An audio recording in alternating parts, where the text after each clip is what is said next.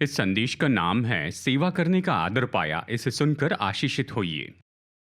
अगर आपके पास अपनी बाइबल है तो आइए देखते हैं इब्रानियों अध्याय 5। और आज हम पहले 10 वचनों का अध्ययन करेंगे। इब्रानियों अध्याय 5 वचन 1 से 10 तक। और आज के संदेश का शीर्षक है सेवा करने का आदर पाया। सेवा करने का आदर पाया। तो आइए अपने हाथ को उठाकर कहें कि प्रभु, सेवा करने का मैंने आदर पाया है। उससे कहिए, मैंने सेवा करने का आदर पाया है।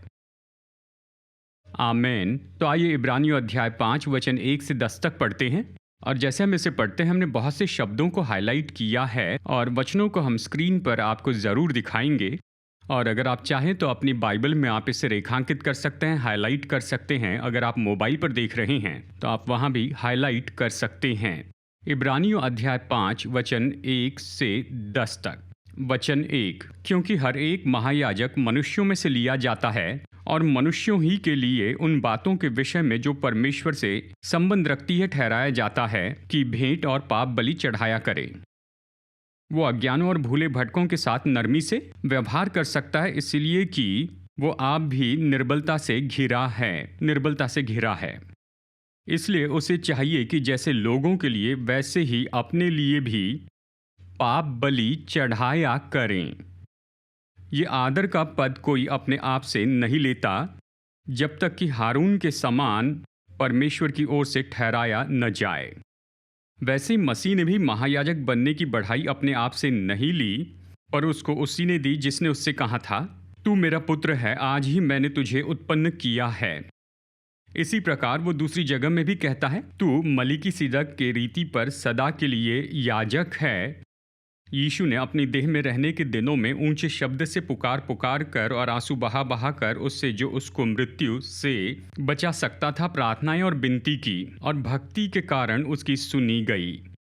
पुत्र होने पर भी उसने दुख उठा कर आज्ञा माननी सीखी, ये कहता है, और सिद्ध बनकर अपने सब आज्ञा मानने वालों के लिए सदा काल के उद्धार का कारण हो गया। और उसे परमेश्वर की ओर से मलिकिसिदक की रीति पर महायाजक का पद मिला। तो आइए यहाँ रुकते हैं। देखिए, कई बार जब आप वचन पढ़ते हैं तो उस भाग से कुछ उभर कर मानो खड़ा हो जाता है। और इसलिए कुछ समय पहले मैं इब्रानियों से ये वचन भाग पढ़ रहा था और मानो कुछ उभर कर आया, और मेरे लिए ये उभरा वो ये बात है कि एक क्रिया है जिसमें से पिता परमेश्वर ने यीशु को उसमें से जाने दिया, और इसलिए कि उसे वो हमारा महायाजक बना दे। तो यीशु के लिए कि वो हमारे महान महायाजक हो जाएं। और देखिए, आज यीशु हमारे महान महायाजक हैं।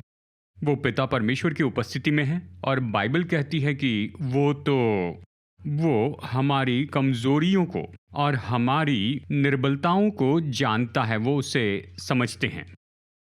क्या ये जानना अद्भुत नहीं कि जो भी हमारी चुनौतियां हो, निर्बलताएं हो, वो महसूस करते हैं, और उसमें से वो पिता के सामने हमें दर्शाते हैं। वो हमारे लिए मध्यस्थी करने के लिए जीवित है। वचन ये कहता है, वो महान महायाजक हैं जो सिद्ध है, जिसमें कोई गलती नहीं, जो कि स्वर्ग के ऊपर उठाए गए हैं।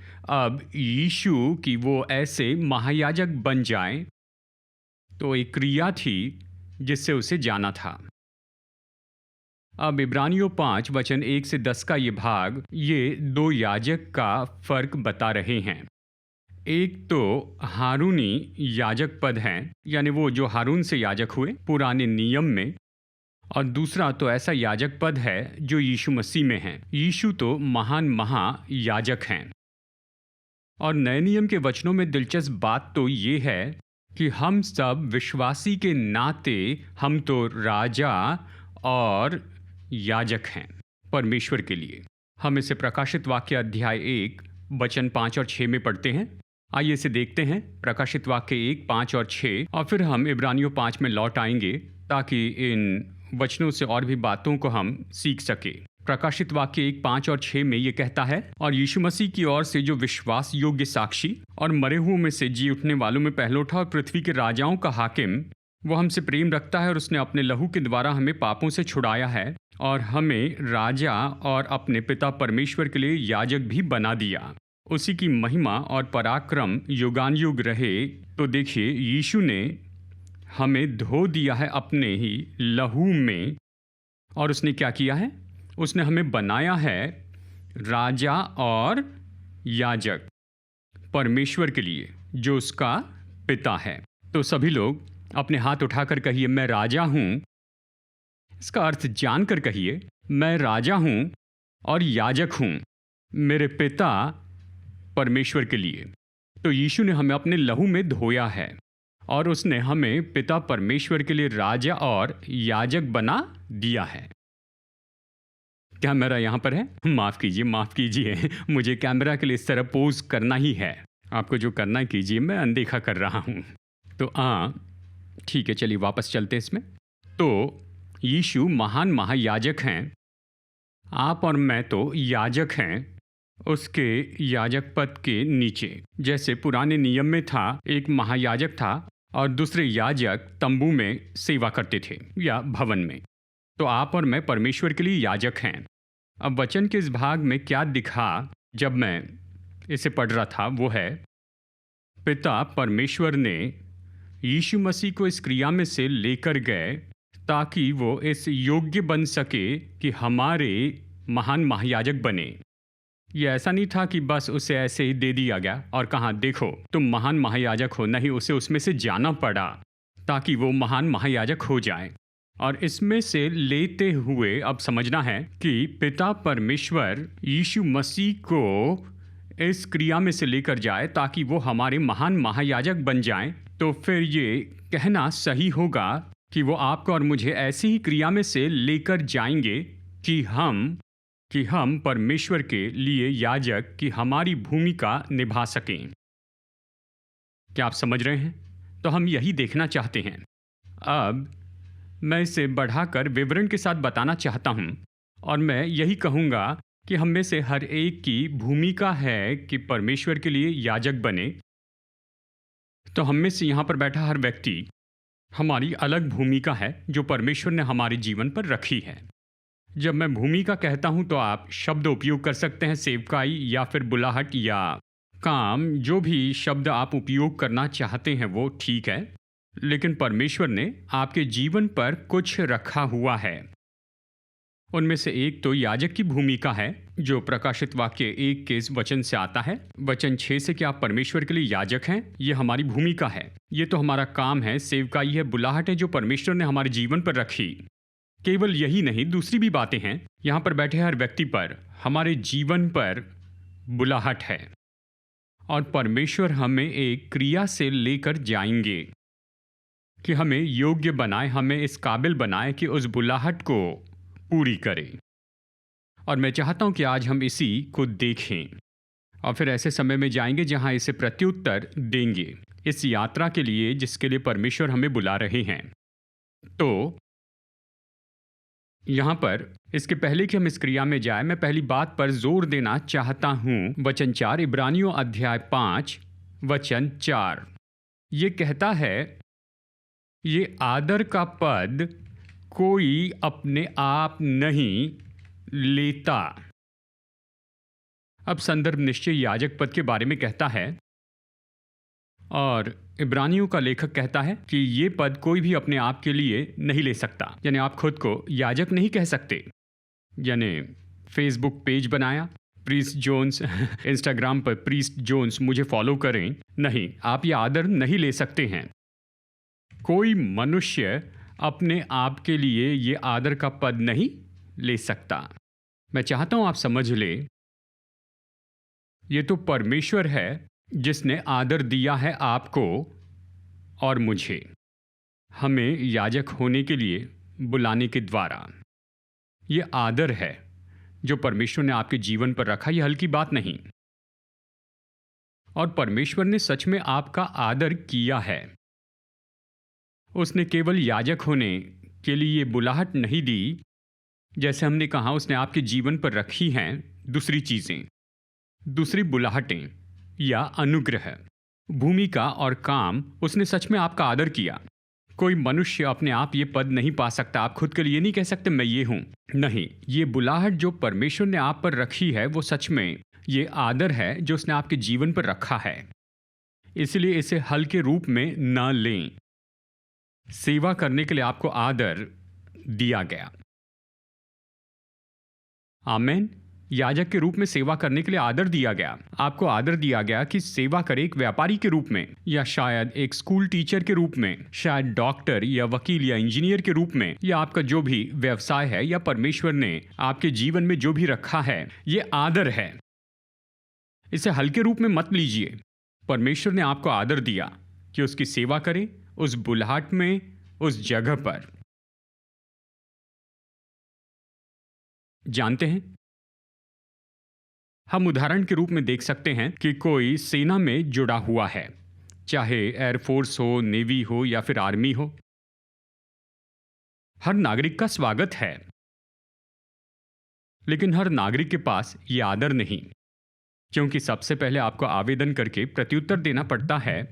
फिर चुने जाने के बाद आप ट्रेनिंग और तैयारी से जाते हैं और फिर अंत में आपको मौका मिलता है कि आप पहने वो ऑफिशियल यूनिफॉर्म पहन ले।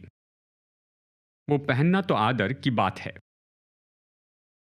या कुछ व्यावसायिक के बारे में सोचिए, जैसे कि डॉक्टर, उनके सफ़ेद जैकेट होते हैं, खास करके सफ़ेद जैकेट होते हैं, स्टेथोस्कोप, ये होना तो आदर है। खैर, ये तो सभी के लिए उपलब्ध है, लेकिन सब ऐसा नहीं कर सकते हैं, क्योंकि आपको जाना पड़ता है तैयारी से, इसके पहले कि आप उसे पढ़ें और सबसे कहें कि हाँ मैं तो डॉक्टर हूँ। ये तो आदर की बात है कि उसमें हो और इस प्रोफेशन में लोगों की सेवा करें। ये तो स्वाभाविक में है, लेकिन आत्मिक में प्रभु ने आपको आदर दिया है। पहले उसने आपको परमेश्वर के लिए याजक बनाया, लेकिन उसी के साथ साथ में हर एक व्यक्ति जो यहाँ पर बैठा है, हमारी एक बुलाहट है, हमारी एक भूमिका है। प्रभु ने आपके जीवन में अपने राज्य के लिए रखा है और प्रभु ने आपको आदर दिया है कि उसकी सेवा करें उस क्षमता में या फिर उन कामों में। अब याजक के रूप में देखिए, संक्षिप्त में बताता हूँ। याजक के रूप में परमेश्वर के सामने हम लोगों को दर्शाते हैं और परमेश्वर को लोगों के सामने दर्शाते हैं। जब एक साथ शालिनी के लिए प्रार्थना करते हैं तो याजक की भूमिका निभाते हैं, यानी यहाँ से किसी को प्रभु के पास ले जाते हैं। सही है ना? आप इसे पूरा कर रहे हैं। प्रभु के लिए ऐसा करना आदर की बात है। आप लोगों को दर्शाते हैं और प्रभु को लोगों के सामने दर्शाते हैं। आप उसका वचन लाते हैं, उसकी सलाह लाते हैं, आप उसकी शिक्षा लाते हैं। हम में से हर एक व्यक्ति याजक होने के लिए बुलाए गए हैं। अब जबकि सेवा करने का हमें आदर दिया है, लेकिन इसमें एक क्रिया जुड़ी है। हम इसे ही देखना चाहते हैं। अगर आप सेना के बारे में सोचते हैं, यानी देखिए, एंट्री लेवल होती है, आप कैडेट होते हैं, उस स्तर से शुरू करते हैं और इसके पहले कि आप अगले स्तर पर जाएं, यानी लेफ्टिनेंट पर, आपको एक क्रिया में से होकर जाना पड़ता है। खैर, मैं नहीं जानता इस ट्रेनिंग का समय कितना होता है, लेकिन आपको उस ट्रेनिंग से जाना पड़ता है इसके पहले कि आपको लेफ्टिनेंट कहें, और फिर आप अगले स्तर पर जाना चाहते हैं। और देखिए, यहाँ पर हर एक बात में, यानी ये सब जो रैंक्स हैं, ये सच में आदर की जगह है। अगर आपको कैप्टन बनना है तो ट्रेनिंग से जाना होगा, और फिर उसके बाद में अगर आपको मेजर बनना है तो ट्रेनिंग से जाना है। इनमें से हर एक, चाहे आप कैडेट हो या कैप्टन हो या फिर मेजर हो, सेवा करना ये तो आदर है, लेकिन रैंक्स अलग अलग हैं। यानी ट्रेनिंग और तैयार होना और फिर जो बलिदान लगता है, और ये यानी अलग अलग रैंक पर जाने के लिए जो भी लगता है वो तो बिल्कुल अलग है। यानी लोग बहुत सी बातों से जाते हैं कि हायर रैंक में आए और वो ऊंचे लेवल पर हो, यानी बड़ी जिम्मेदारी होती है और प्रभाव की बड़ी जगह होती है। यानी ये क्रिया है जिसे आज हम देखना चाहते हैं। अब अब बस मैं आपको ढांचा बताता हूँ। मैं 5 स्टेज को देखता हूँ। मैं 5 फेजेस देखता हूँ इब्रानियों 5 1 से 10 में। पहले मैं ये सब बता देता हूँ और फिर एक एक करके देखेंगे। नंबर 1, हमें चुना गया या परमेश्वर ने हमें चुना है। दूसरी बात, हमें बुलाया गया या परमेश्वर ने हमें न्योता दिया। इस वचन भाग में हम ये सब देखेंगे। तीसरी बात, हम नियुक्त किए गए हैं या परमेश्वर ने हमें ये काम दिया है। चौथी बात, हम ट्रेंड हुए या परमेश्वर के द्वारा तैयार हुए। और पांचवी बात, हम परिपक्व हुए या प्रभु के द्वारा सिद्ध बनाए गए। यीशु इस सारे क्रम से होकर गए हैं और आप और मैं इन सारे क्रम से होकर जाएंगे। और परमेश्वर अभी काम कर रहे हैं आपके जीवन में, आपको इससे ले जा रहे हैं। अच्छा है कि जान ले प्रभु हम में कैसे काम करते हैं, ताकि हम समझ जाए वो हमारे द्वारा कैसे काम करेंगे। हमें समझना होगा वो क्रिया की वो हमारे जीवन में कैसे काम करते हैं। तो नंबर 1, चुने हुए। इब्रानियों 5 वचन 1, क्योंकि हर एक महायाजक मनुष्यों में से लिया जाता है। इब्रानियों 5:1, हर एक याजक कौन है? वो लिया गया है किन में से? मनुष्यों में से। देखिए, मनुष्य से लिया गया, चुना गया है। मनुष्यों में से उसे चुना गया है, यानी बाकी लोगों से। तो आप चुने गए हैं। प्रभु के द्वारा चुने जाने का मतलब ये नहीं कि प्रभु दूसरों से ज्यादा आपसे प्रेम करते हैं। नहीं, परमेश्वर सही है, वो पक्षपाती नहीं है। ये न्योता सभी के लिए उपलब्ध है, वो सभी को बुलाते हैं। अब जो इस बुलाहट के लिए हां कहते हैं वो तो चुने हुए होते हैं। जबकि आपने और मैंने उसके लिए हां कहा है और हम चुने हुए हो गए, तो इसका मतलब यह है कि अब हम वो चुने हुए लोग हैं। हम तो वो हैं जिन्हें परमेश्वर ने लोगों में से चुन लिया है अपने लिए एक उद्देश्य के साथ। तो आपको समझना होगा कि आप चुने हुए लोग हैं। इसका मतलब आप लोगों में से लिए गए हैं एक उद्देश्य के लिए। इसका क्या मतलब है? इसका मतलब है कि आप और मैं, हम उनके जैसे नहीं जी सकते हैं। यानी देखिए, जो फौज में चुना गया है वो संसार या दूसरे लोगों के जैसे नहीं जी सकता, उनमें फर्क होता है। उसे लिया गया है फौज में, आपको चुना गया है, मनुष्यों में से निकाला गया है उसके लिए जिसके लिए परमेश्वर ने आपको बुलाया है, उसकी नियुक्ति के लिए, या प्रभु ने आपके लिए जो नियुक्त किया है। और इसीलिए आपको अलग तरह से जीना है। आप चुने हुए लोग हैं। क्या आप समझ रहे हैं? तो जैसे हम अपने जीवन को क्रम में रखते हैं, आप अपने जीवन को क्रम में रखते हैं, जैसे जीवन की यात्रा से जाते हैं, ये तो अलग ही होगी। क्यों? क्योंकि आपको मनुष्यों से अलग निकाला गया है। आपको परमेश्वर ने चुना और बुलाया है एक उद्देश्य के लिए। दूसरी बात जो हम यहां पर देखते हैं, और वो तो यहां है बुलाया गया। हमें केवल चुना ही नहीं गया, पर हमें बुलाया भी गया है। हम इसे देखते हैं। ये शब्द 2 बार उपयोग किया गया है, इब्रानियों 5:4 में और साथ ही इब्रानियों 5 वचन 10 में। इब्रानियों 5:4 में ये कहता है, ये आदर का पद कोई अपने आप नहीं लेता जब तक कि हारून के समान परमेश्वर की ओर से ठहराया न जाए।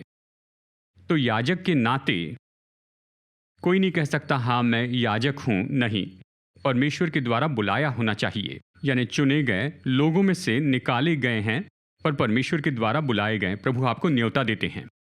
ये बहुत दिलचस्प है कि वचन 10 में बुलाए गए ये शब्द फिर से आता है। ये कहता है, उसे परमेश्वर की ओर से मल्कीसिदक की रीति पर महायाजक का पद मिला। तो वचन 4 परमेश्वर द्वारा बुलाए गए और वचन 10 परमेश्वर द्वारा बुलाए गए। लेकिन ग्रीक में 2 अलग शब्द उपयोग किए गए जिसका अर्थ बुलाए गए यहां पर दिया है। इब्रानियों 5:4 में ग्रीक शब्द बुलाए गए का मतलब न्योता दिया जाना है, और फिर वचन 10 में इब्रानियों 5:10 में बुलाए जाने के लिए ग्रीक शब्द है, मतलब ये घोषणा है, ये घोषित करना है या पहचान देना है कि ये व्यक्ति ये अभी इस रैंक में या इस जगह पर है। महायाजक के रूप में आपको परमेश्वर ने बुलाया है। तो आप इस पर सोच सकते हैं। कैडेट ऑफिसर ये तो एंट्री लेवल पर है, वो ट्रेनिंग में से जाकर कैप्टन बनते हैं और फिर उससे कैप्टन कहा जाता है। यह इब्रानियों 5:10। ठीक है, वो क्रिया में से होकर गए हैं और अब उसे कैप्टन के रूप में घोषित किया गया, पहचाना गया है। क्या आप समझ रहे हैं? तो परमेश्वर की बुलाहट तो एक न्योता है कि इस क्रिया में से होकर जाए, तब जाकर आपको बुलाया जाएगा कि आप ये हैं। आपको घोषित किया गया कि आप इस तरह के व्यक्ति हैं, पर आपको उस क्रिया में से जाना पड़ेगा। तो परमेश्वर ने हमें चुन लिया है, हमें मनुष्य में से निकाला है, हमें परमेश्वर ने बुलाया, उसने हमें न्योता दिया है इस यात्रा के लिए जो हमें करनी है। क्या आप इसे समझ रहे हैं? हाँ या नहीं? जोर से कहिए हाँ या जोर से कहिए नहीं। हाँ, ठीक है। तो आपको परमेश्वर ने बुलाया है, परमेश्वर ने आपको न्योता दिया है। जब आपने हाँ कहा तो आप इस यात्रा में जुड़ गए हैं और परमेश्वर आपको इस न्योता में से लेकर जाएंगे, इस न्योता को हाँ कहने के द्वारा, और ऐसी जगह ले जा सके जहां पर वो आपको बुलाए और घोषित करे कि आप वो है जिसके लिए उसने आपको बुलाया है। यहाँ पर वचन के संदर्भ में हम देखते हैं कि यीशु को महायाजक होने के लिए बुलाया गया है। और देखिए, अगर आपके बारे में है तो परमेश्वर ने अगर आपको बुलाया है, वो बुलाहट आप पर है, तो आप घोषित किए गए हैं कि जानते हैं आप ऐसे प्रोफेशनल हो जाए जो अपने दफ्तर में परमेश्वर को महिमा दे सके। आपको बुलाया जाएगा कि आप एक अच्छे व्यापारी हो, कि प्रभु को महिमा दे। आपको बुलाया जाएगा जिसके लिए परमेश्वर ने आपको नियुक्त किया। वो आपको इस यात्रा में से लेकर जाएंगे, उस न्योता से इस जगह तक, घोषणा की जगह तक। आपको कहना है हाँ। क्या आप समझ रहे हैं? तो तीसरी चीज यहां पर हम इस वचन में देखते हैं, वो है नियुक्त किए गए।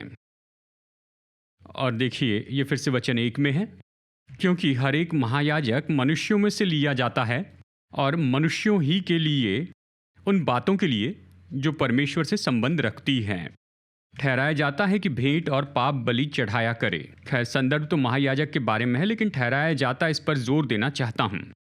यानी प्रभु ने उसे नियुक्त किया, यानी चुने गए, बुलाए गए, आप इस क्रिया में प्रवेश करते हैं और फिर परमेश्वर कहते हैं मैं तुम्हें नियुक्त करता हूं। हर एक महायाजक जो मनुष्यों में से लिया गया है, वो नियुक्त किया जाता है मनुष्यों के लिए, यानी परमेश्वर ने आपको नियुक्त किया है या आपको ठहराया है मनुष्यों के लिए, परमेश्वर से संबंधित बातों के लिए। मतलब परमेश्वर कहते हैं मैंने अभी तुम्हें एक काम दिया है कि मनुष्यों की सेवा करें, पर इसमें कि मुझे लेकर आए, यानी परमेश्वर को लेकर आए उनके पास परमेश्वर के संबंध की बातों में। तो इसे समझ लीजिए कि आपके पास एक काम है, परमेश्वर ने आपको नियुक्त किया है कि मनुष्य की सेवा करें। यह आदर की बात है। परमेश्वर की सेवा के इस आदर में उसने आपको नियुक्त किया कि आपको पृथ्वी पर किसी काम के लिए नियुक्त किया कि लोगों की सेवा करें किसी तरह से, जिसके लिए उसने आपको बुलाया, आपके जीवन को नियुक्त किया कि आप लोगों की सेवा करें।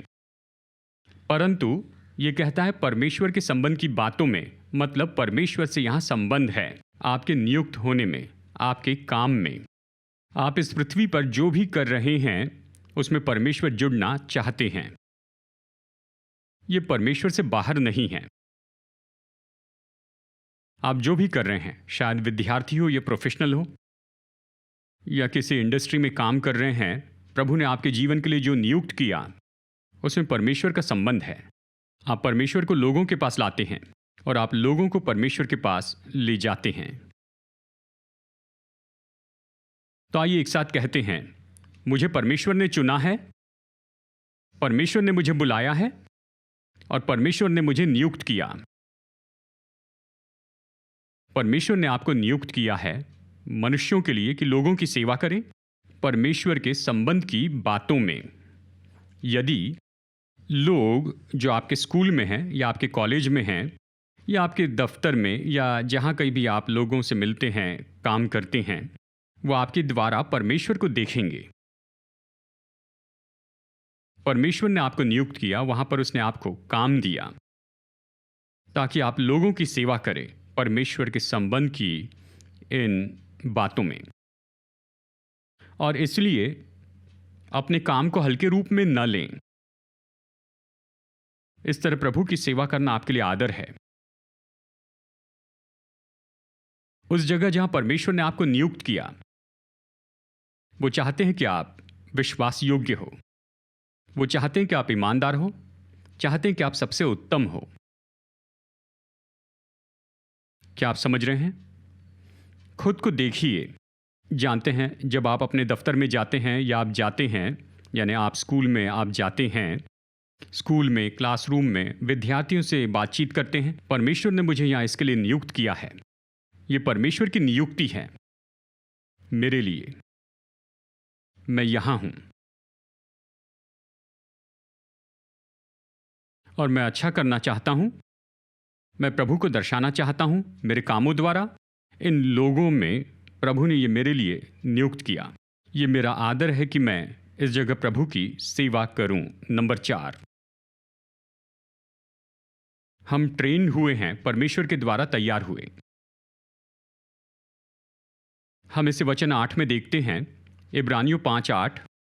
पुत्र होने पर भी उसने दुख उठा उठाकर आज्ञा माननी सीखी, कहता है। यीशु के बारे में कहता है, यीशु इस क्रिया में से होकर गए और इसका भाग था सीखना।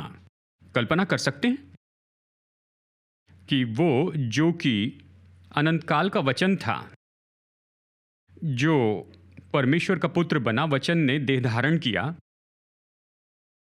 और इस पृथ्वी की अपनी यात्रा में वो सच में सीख रहा था। उसने आज्ञाकारिता सीखी, उसने दुख उठा उठाकर सीखा। ये शब्द सीखना, इसमें 2 बातें हैं, हम ग्रीक में से देखते हैं। इसका मतलब है कि ज्ञान प्राप्त करें, लेकिन साथ ही अनुभव के द्वारा सीखें। तो फिर यीशु पृथ्वी के जीवन में वो ज्ञान और अनुभव पा रहे थे। उसने सीखा, दुख उठाकर उसने आज्ञा माननी सीखी। अगर हम यीशु के पृथ्वी की सेवकाई के दिनों में उसके पास जाते और कहते, यीशु क्या हो रहा है, जैसे आप यहाँ जीवन की यात्रा में हैं, क्या हो रहा है? तो कहते, मैं सीख रहा हूँ। क्या आप क्या सीख रहे हैं? मैं सीख रहा हूँ कि मनुष्य होना क्या है। क्योंकि इब्रानियों की पत्री का अध्ययन करें, खास करके अध्याय 2 में देखें, इब्रानियों का लेखक इसे बताता है कि जिसने सबकी सृष्टि की है, जो अपनी सामर्थ से सबको संभाले हुए है, वो हमारे जैसे हो गया ताकि वो ये सीख सके कि हम में से एक होने का मतलब क्या है, ताकि वो ये महान महायाजक हो जाएं कि हमें दर्शा सकें। और इसलिए इब्रानियों में हम देखते हैं, उससे हमारा महायाजक कहा गया है कि वो हमारे महसूसीकरण को जानता है, वो हमारी निर्बलताओं के महसूसीकरण को जानते हैं। ऐसा क्यों है? क्योंकि उसने महसूस किया, उसने ये सब कुछ सीखा, मतलब इसमें से होकर गए, यानी उसने सच में इसका अनुभव किया। उसके पास पहला अपना अनुभव है, उसके पास ये ज्ञान है जो आप महसूस करते हैं, और इसीलिए वो इस योग्य हैं कि वो हमारे महान महायाजक हो जाएं। तो आज हमारे पास में ऐसा महान महायाजक है जो स्वर्गों में से होकर गया। बाइबल कहती है उसे उठाया गया और उसके जैसा कोई महायाजक नहीं है। वो तो अशुद्ध नहीं हुआ, वो शुद्ध है, वो निर्दोष है, और वो तो ऐसा है जिसने अनुभव किया है जिसका आज हम अनुभव करते हैं। उन बातों को वो जानते हैं, पर यह उसके लिए आसान नहीं था। उसे तो इस पृथ्वी पर जीना था जैसे हम जीते हैं। उसे मानवता के वस्त्र पहनना था, उसे उसमें से जाना था, और उसने ये सीखा। उसने दुख उठाया। मानवता में आना इतना आसान नहीं था कि इस तरह के संसार में जिए। उसे इसमें से होकर जाना पड़ा ताकि वो महान महायाजक हो जाए। तो अगर यीशु को ये सीखना पड़ा, मतलब इस तरह से उसे ट्रेन्ड होना पड़ा,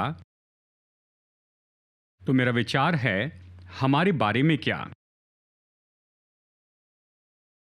परमेश्वर हमें भी उस ट्रेनिंग में से लेकर जाएंगे। यीशु के लिए कोई शॉर्टकट नहीं था और ना ही हमारे लिए शॉर्टकट है जब ट्रेन्ड होने की बात आती है। क्या आप सुन रहे हैं? हाँ या नहीं? तो हालांकि परमेश्वर ने आपको चुन लिया है, बुलाया है, नियुक्त किया है, वो आपको साथ ही ट्रेनिंग दे रहे हैं, वो आपको तैयार कर रहे हैं। और इस ट्रेनिंग का एक भाग है, जैसे उसने यीशु को ट्रेन किया कि हमें जीवन का अनुभव दे जहां पर हम लोग जाने कि दूसरे क्या महसूस करते हैं, वो किस में से जाते हैं, ताकि हम उन्हें प्रचार करें, उन्हें परमेश्वर के सामने दिखाएं और परमेश्वर को उनके सामने दिखाएं। वो हमें मौका देता है कि हम लोगों के जीवन में कदम रखें, कि उनके साथ यात्रा करें, उनके साथ हो, उनके दुखों में या उनकी मुश्किलों में या चुनौतियों में, ताकि हम उनके लिए परमेश्वर के याजक हो वहाँ उनकी उस परिस्थिति में। तो आप मत भागिए उन अवसरों से। मैं यही कहूँगा, जब प्रभु न्योता देते हैं कि हम लोगों के जीवन में कदम रखें, क्योंकि जब आप छू लिए जाते हैं उनके महसूसीकरण से, तभी हम लोग उन्हें दर्शा सकते हैं परमेश्वर के सामने। क्या आप ये समझ रहे हैं? तो आप कदम बढ़ाइए, इससे दूर मत भागिए, इसमें कदम बढ़ाइए जैसे यीशु ने किया वैसे। यह हमारी ट्रेनिंग का भाग है। ये परमेश्वर के लिए याजक होने के लिए हमें योग्य बनाता है। परमेश्वर हमें ट्रेन करते हैं अपने वचन और आत्मा के द्वारा, दूसरे विश्वासियों से हमारी बातचीत के द्वारा। वो सब मूल्यवान हैं। अंत में यीशु जिस क्रिया में से होकर गए, उसमें हम क्या देखते हैं? इब्रानियों 5:9 ये कहता है यानी सिद्ध बनकर अपने सब आज्ञा मानने वालों के लिए सदा काल के उद्धार का कारण हो गया। सिद्ध बनकर मतलब वो परिपक्व हुए, उन्हें इस जगह पर लाया गया जहां पर इस ट्रेनिंग ने अपने मुख्य उद्देश्य को प्राप्त कर लिया और अब वो परिपक्व हो गए, पूरी तरह से वेल ट्रेन्ड व्यक्ति हो गए। सिद्ध बनकर, सोचिए यीशु को सिद्ध बनना पड़ा। उसने पहले दिन आकर ये नहीं कहा पिता सब ठीक है, योग्य बन गया। नहीं, वो ये पूरा जीवन जिए, मतलब 33 साल तक जिए और उसके द्वारा वो सिद्ध होते चले गए और उन्हें ऐसी जगह पर लाया गया जहाँ पर ट्रेनिंग पूरी हुई और जिस मकसद के लिए थी उसके द्वारा ये पूरे तैयार हुए। यीशु ने लूका अध्याय 6 वचन 40 में कहा, लूका अध्याय 6 वचन 40 में देखिए, अपनी बाइबल में ये वचन निकालिए। लूका अध्याय 6 वचन 40 में उसने कहा,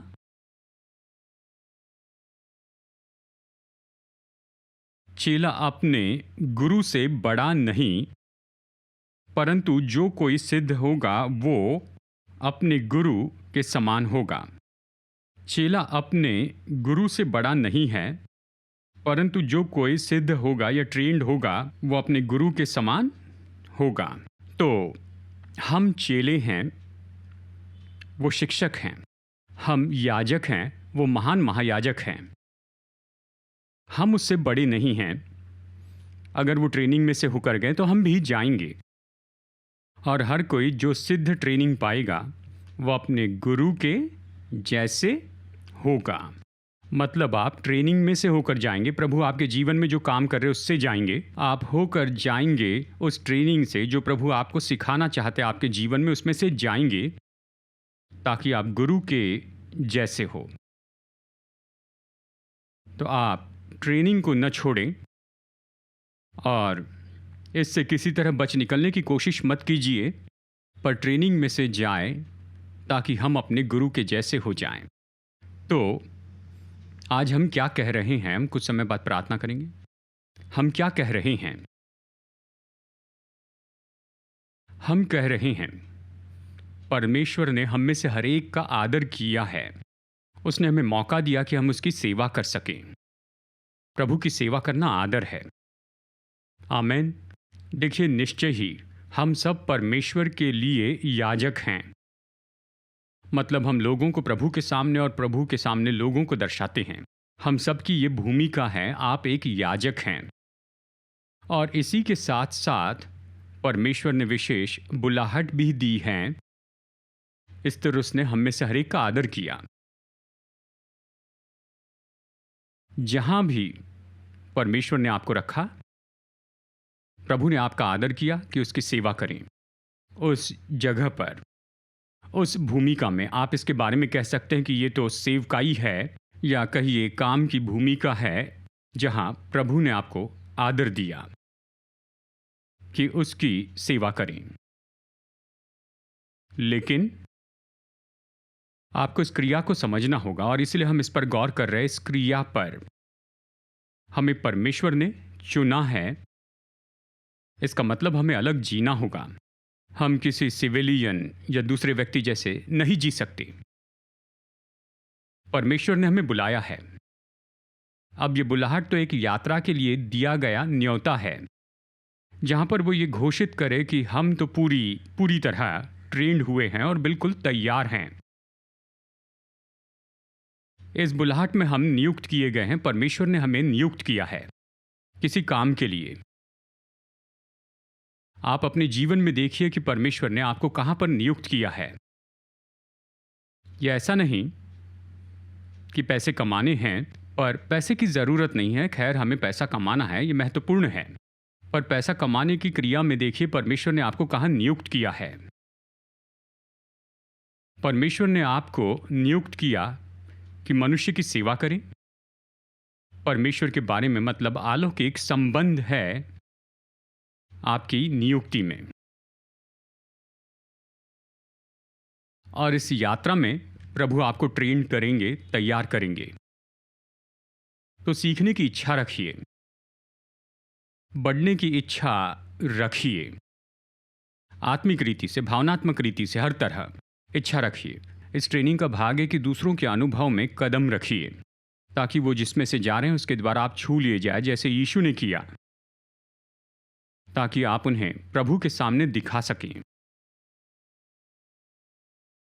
और फिर प्रभु हमें ऐसी जगह पर लाना चाहते हैं जहां हम परिपक्व होते हैं। प्रभु कहते हैं तुम तैयार हो, जो भी कर रहे हैं उसके लिए पूरे तैयार हो, कि पूरी यात्रा में आगे बढ़ें और उस भूमिका को पूरा करें इस पृथ्वी पर आपके अंतिम दिनों तक।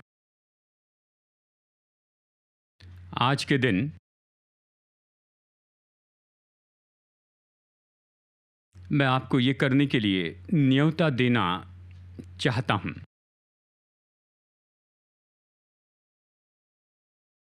कि केवल एक विश्वासी होने से आगे बढ़ते जाएं और ऐसे व्यक्ति बने जो ये कहता है मैं जानता हूं, मैं प्रभु की सेवा करता हूं। विश्वासी के नाते चर्च में उपस्थित हो सकते हैं, चर्च के भाग बन सकते हैं, उपस्थित रह सकते हैं, आकर चले जाते हैं। पर यह मसीह जीवन नहीं है। मसीह जीवन यह है कि हम में से हर एक व्यक्ति हमारा उद्देश्य है जो परमेश्वर ने दिया है। हम यहाँ जी रहे हैं स्वर्ग के उद्देश्य के लिए। तो मैं चर्च में उपस्थित रहने वाला नहीं हूं, पर ऐसे व्यक्ति हैं, यानी आप और मैं ऐसे लोग हैं। हम जानते हैं कि प्रभु ने हमें आदर दिया कि इस पृथ्वी पर उसकी सेवा करें। उसने हमें जो कुछ भी दिया है, प्रभु ने आदर दिया कि हम सेवा करें। मैं जानता हूं बहुत से लोग इस बदलाव में आ गए हैं। विश्वासी होने से आगे बढ़कर हमने जान लिया है कि सच में प्रभु की सेवा करी, ये हमारे लिए आदर है। हम प्रभु के सेवक हैं। पर ऐसा नहीं है तो आज मैं न्योता देता हूं कि ऐसा कीजिए।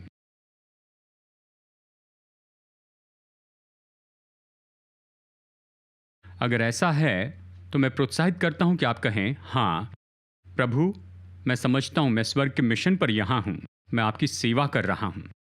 मेरा जीवन आपका है, आपकी सेवा करना मेरा आदर है। मैं अपनी यात्रा में बने रहूंगा ताकि आप मेरे बारे में घोषित करें। आप घोषित कर सकते हैं, जान सकते हैं, ये बोल सकते हैं कि मैं परिपक्व हो गया और आपने जिसके लिए बुलाया उसे करने को तैयार हूं। तो आइए इस समय हम प्रार्थना करेंगे।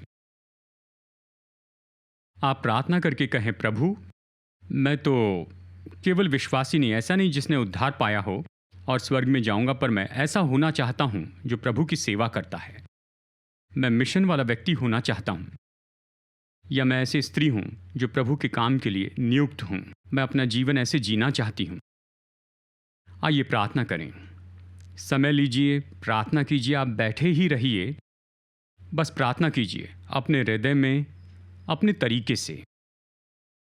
मैं काम करने वाला व्यक्ति होना चाहता हूं।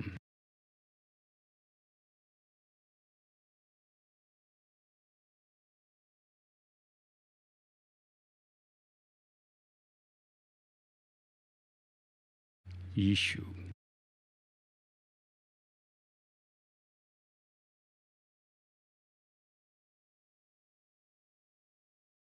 प्रभु हमारे जीवन में हमारा उपयोग कीजिए, अपनी सेवा के लिए उपयोग कीजिए। पिता, मैं प्रार्थना करता हूं इस ऑडिटोरियम में जैसे ये सभी लोग आपकी ओर देख रहे हैं और साथ ही ऑनलाइन में ये प्रार्थना कर रहे हैं, प्रभु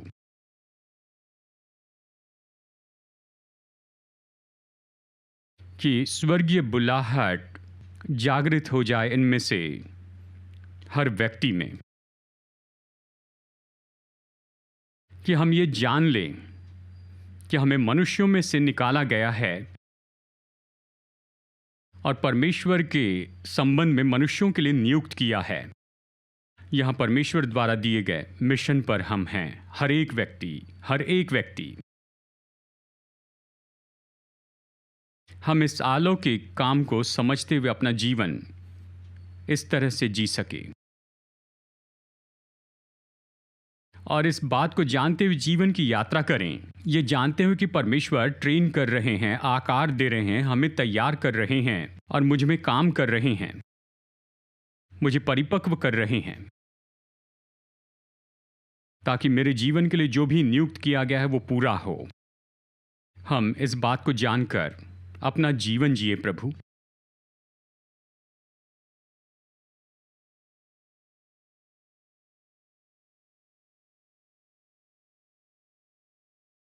और प्रभु, आज मैं ये प्रार्थना करता हूं कि लोग इस बात को जान लें, अपनी स्वर्गीय बुलाहट को,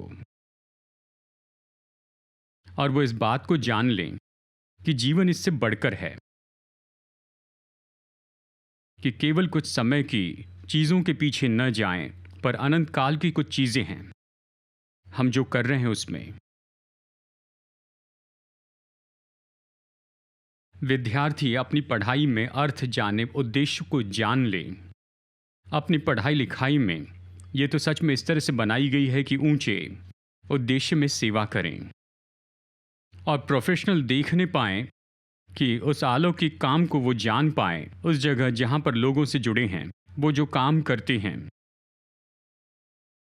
कि गृहिणियाँ इस बात को देख सकें कि प्रतिदिन के काम के द्वारा इसमें अलौकिक उद्देश्य है।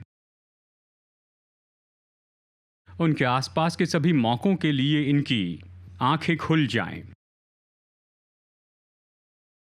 जहां पर परमेश्वर के संबंध में ये लोगों के बीच में सेवकाई कर सकें, क्योंकि यहां पर का हर एक व्यक्ति, हर एक विश्वासी तो याजक है।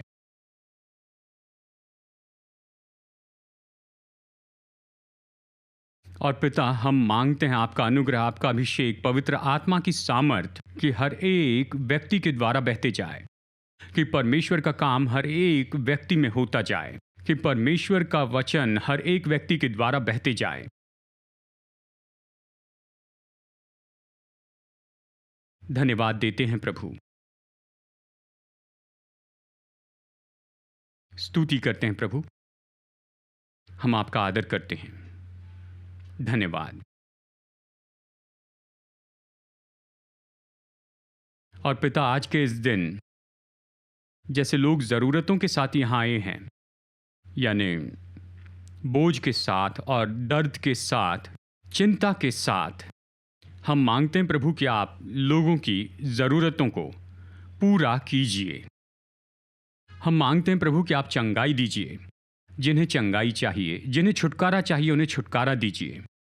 इस जगह पर अपने लोगों की ज़रूरत पूरी कीजिए, जो ऑनलाइन देख रहे हैं, उनकी ज़रूरतें पूरी कीजिए। प्रार्थना करते हैं पिता कि यीशु छू ले, चंगाई और छुटकारा दे यहाँ पर, इस जगह पर भी।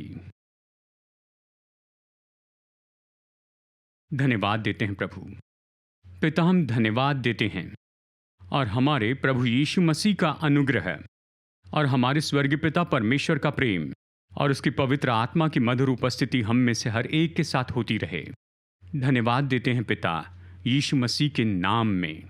आमेन, आमेन। संदेश सुनने के लिए धन्यवाद। भरोसा करते हैं कि संदेश आपके लिए आशीष रहा। मुफ्त के स्रोत पाने के लिए, जिनमें है सरमन नोट्स और पब्लिकेशन, पाने के लिए विजिट करें apcwo.org पर। बैंगलोर के एपीसी बाइबल कॉलेज की जानकारी पाने के लिए विजिट कीजिए apcbiblecollege.org पर। याद रखिए, all peoples church Bangalore app download कीजिए ऐप या गूगल प्ले स्टोर से।